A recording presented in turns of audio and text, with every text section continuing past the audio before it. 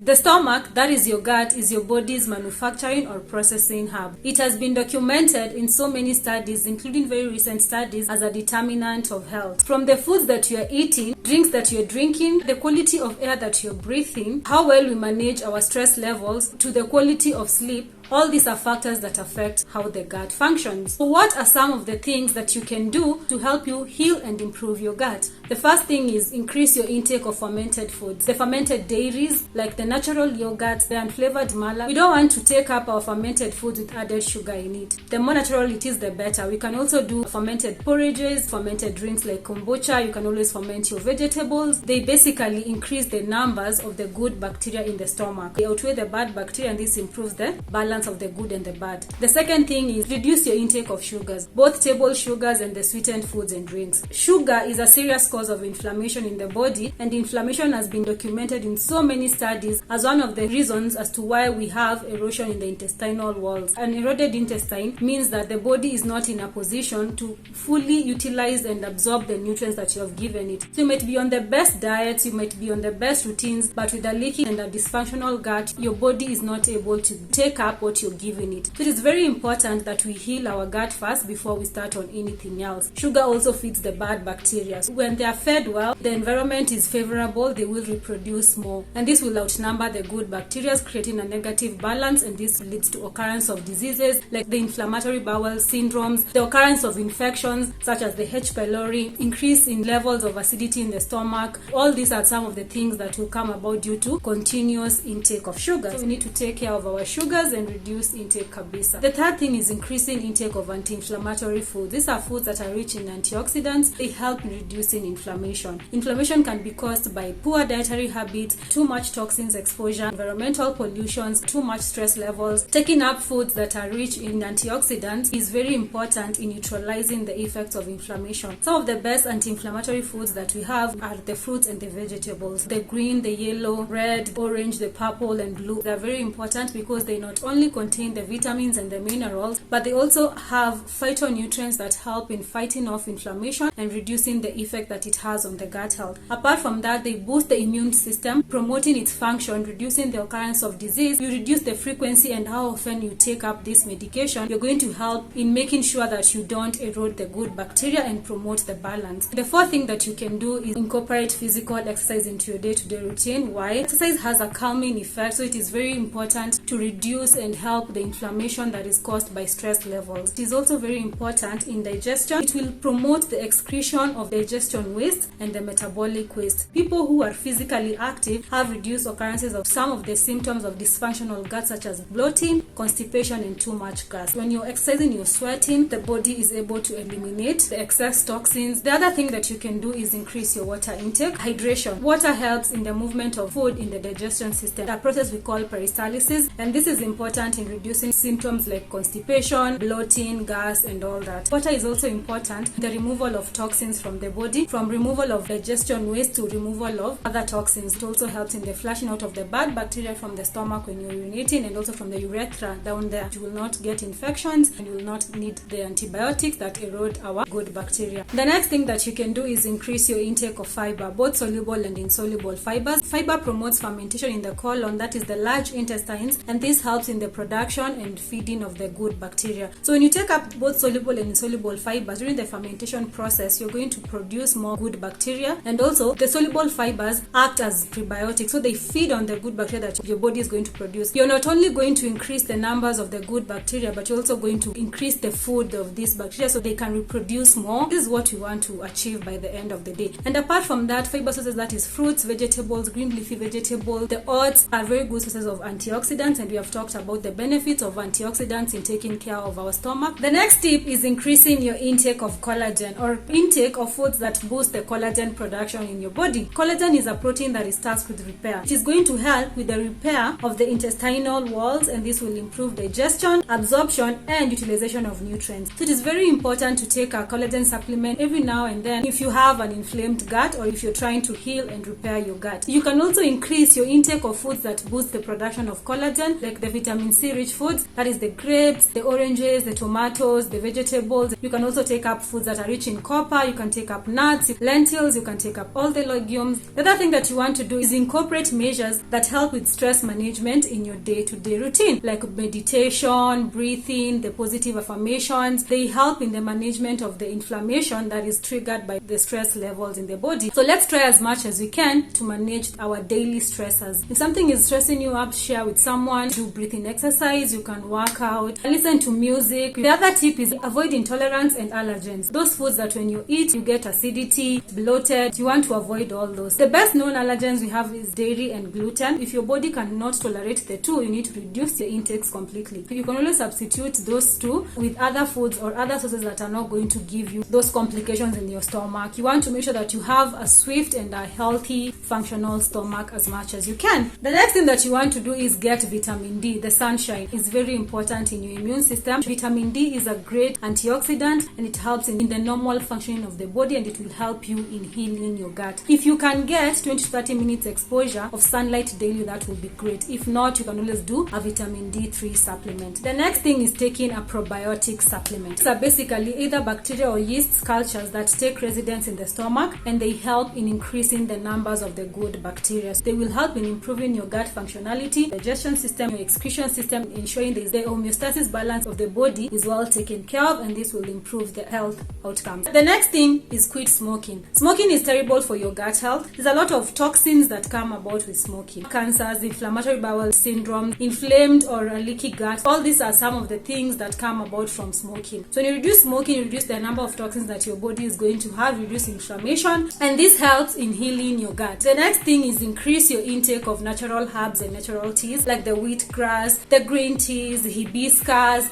chia seeds, flax seeds. They are known for their great antioxidant properties. The wheatgrass, chia seeds, and flax seeds are rich in soluble fibers. These act as prebiotics to feed the good bacteria and improve on the numbers. And apart from that, they supply the body with phytonutrients, with vitamins and minerals. The omegas from the chia seeds, they are great for reducing inflammation, reducing the free radicals, and improving the gut health. The next thing is reduce alcohol consumption. Alcohol is a known toxin that triggers a lot of inflammation in the body. Another thing, alcohol is also a non-sterilizer, so it wipes out both the good and the bad bacteria, reducing the numbers, and this has a negative impact on the gut health. Let me know in the comment section down below what are some of the things that you have been doing, what are some of the things that you have had that help in the gut health, and you can continue the conversation from there. If you found this video useful, please give it a thumbs up, and please watch the next video on metabolic rate and how to fix your metabolic system for optimal health. Thanks for listening. Bye.